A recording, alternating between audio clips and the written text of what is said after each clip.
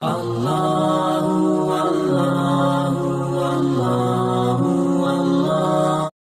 پہلے بھی یہ بات عرض کر چکا ہوں کہ اللہ کے واسطے علماء کے بارے میں مت بولا کرو، علماء کے خلاف اپنی زبانوں کو مت استعمال کرو۔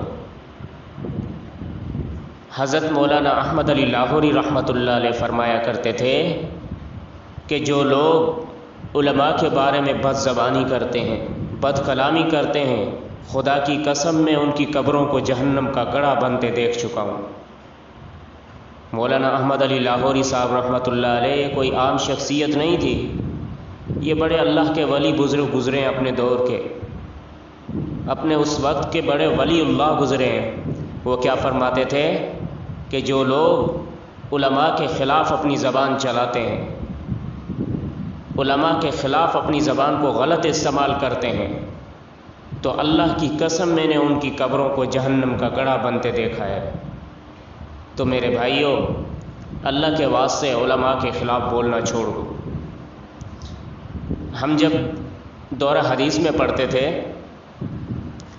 تو ہمارے استاذ محترم حضرت مولانا محمد ہارون صاحب وہ درس ابو داؤد کے اندر مثال سے یہ بات سمجھایا کرتے تھے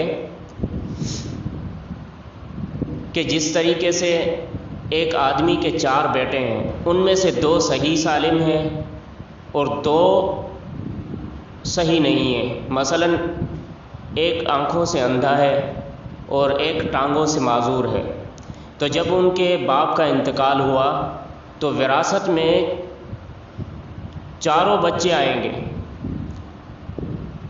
تو اس کے باپ کی وراثت 4 بچوں کے درمیان تقسیم ہوگی۔ ایسے کوئی نہیں کہہ سکتا کہ بھائی ایک تو اندھا ہے، اس کو چھوڑ دو، اس کو تو وراثت میں حصہ نہیں ملے گا، یا بھائی ایک ٹانگوں سے معذور ہے، اس کو بھی وراثت میں حصہ نہیں ملے گا۔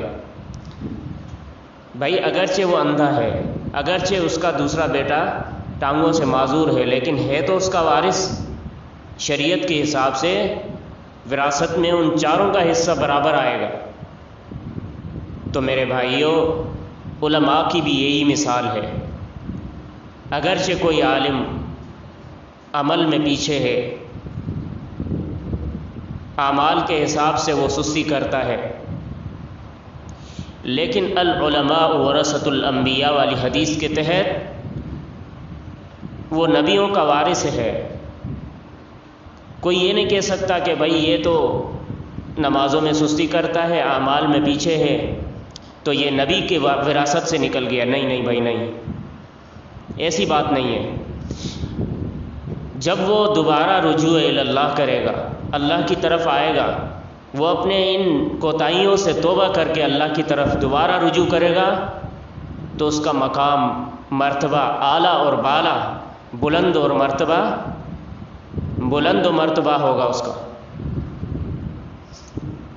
تو اس لیے لہٰذا خدا را یہ عوام سے میری دوبارہ میں ہاتھ جوڑ کے کہتا ہوں کہ علماء کے خلاف مت بولا کرو، علماء حق کے خلاف مت بولا کرو، اس کا درجہ چھوٹا ہی کیوں نہ ہو، چاہے اس کا درجہ چھوٹا ہی کیوں نہ ہو۔